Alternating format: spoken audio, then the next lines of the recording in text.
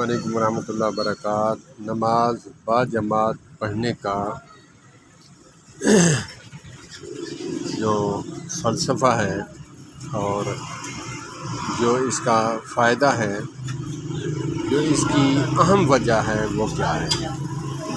نماز تو اکیلے میں بھی ہو جاتی ہے، مگر با جماعت کیوں حکم فرمایا؟ اسی لیے تاکہ انسانیت کو انسانیت کے ساتھ جوڑا جائے۔ صحابہ کرام رضوان اللہ علیہم اجمعین جب نماز پڑھنے آتے تو کسی صحابی کو نہ پاتے، نماز سے فارغ ہوتے، نبی مکرم صلی اللہ تبارک و تعالیٰ علیہ وآلہ وسلم اور صحابہ کرام رضوان اللہ علیہم اجمعین اس کے گھر تک جاتے، بیمار ہے عیادت فرماتے، غریب ہے مفلس ہے اس کا کھانے کا انتظام فرماتے، اور اگر کوئی اور پرابلم ہے تو اس کا سالو کرتے ہیں۔ ہم نے ان چیزوں کو ترک کر دیا ہے۔ آپ کو کوئی بندہ، ایسا بندہ جو آفس کے بغیر نہیں مل سکتا، لیکن آپ کو مسجد میں بآسانی مل سکتا ہے۔ بڑے سے بڑا افسر ہو، باہر اس کے چوکیدار نہ ملنے دیں، آپ اگر وہ آفیسر نماز پڑھتا ہے، الحمدللہ پڑھتے ہیں، تو آپ کو مسجد میں بآسانی مل سکتے ہیں۔ مسجد ایک بہت بڑا ذریعہ ہے انسانیت کو انسانیت کے ساتھ جوڑنے کا۔ تو اللہ پاک ہمیں بھی توفیق عطا فرمائے با جماعت نماز ادا کرنے کی، اور ان پر بھی، ان مسائل پر بھی غور کرنے کی، تفکر کرنے کی توفیق عطا فرمائے کہ صحابہ کرام رضوان اللہ علیہم اجمعین اور نبی مکرم صلی اللہ تبارک و تعالیٰ علیہ وآلہ وسلم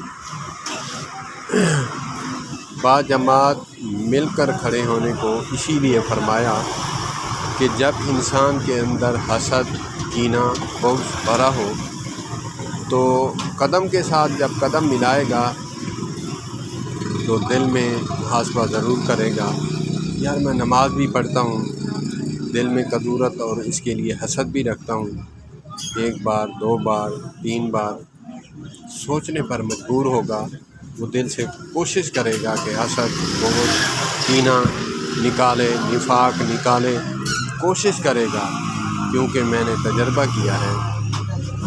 میری کیا مجال کہ میں سنت رسول کو تجربہ کروں، لیکن ہم جو دیکھتے ہیں وہ مانتے ہیں۔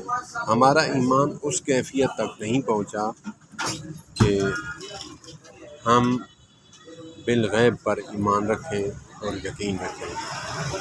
تو اسی لیے میں نے تجربہ کیا ہے کہ قدم کے ساتھ قدم، کندھے کے ساتھ کندھا جب ملاتے ہیں، اکثر بندے جب دل میں حسد اور بغض رکھتے ہیں تو درمیان میں وقفہ رکھتے ہیں، اس کے ساتھ ملنے کی ضرورت ہی کیا ہے جب یہ بھاتا ہی نہیں۔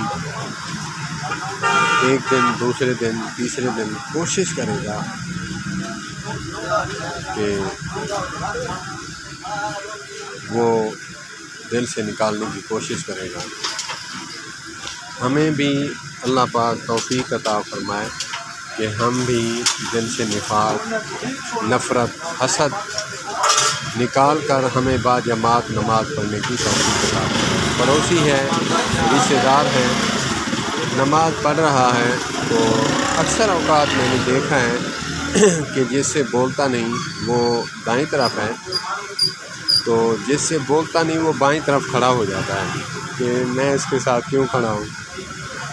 دیکھیں، اب پڑھنے میں نماز گیا ہوں، لیکن میرے دل میں کیا ہے؟ تو ہمیں کوشش کرنی چاہیے ان باتوں کو نکال کر ہمیں نماز پڑھنی چاہیے، کیونکہ میں بھی اس دنیا کا حصہ ہوں۔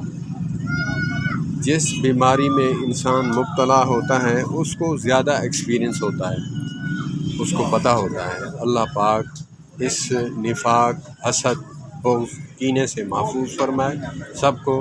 ہماری نمازیں وہ نمازیں ہوں معراج والی، کیونکہ نبی مکرم صلی اللہ تبارک و تعالیٰ अलैहि वसल्लम ने फरमाया, नमाज मोमिन की मेराज है। आका ने फरमाया, कुर्रतु आइनी फिस्सलाह, नमाज मेरी आँखों की ठंडक है। अल्लाह पाक हमें नमाज को समझकर उस तरह पढ़ने की तौफीक अता फरमाए जिस तरह नबी मुकर्रम सल्लल्लाहु तबारक व तआला अलैहि वसल्लम ने फरमाया कि नमाज ऐसे पढ़ जैसे रब को देख रहा है।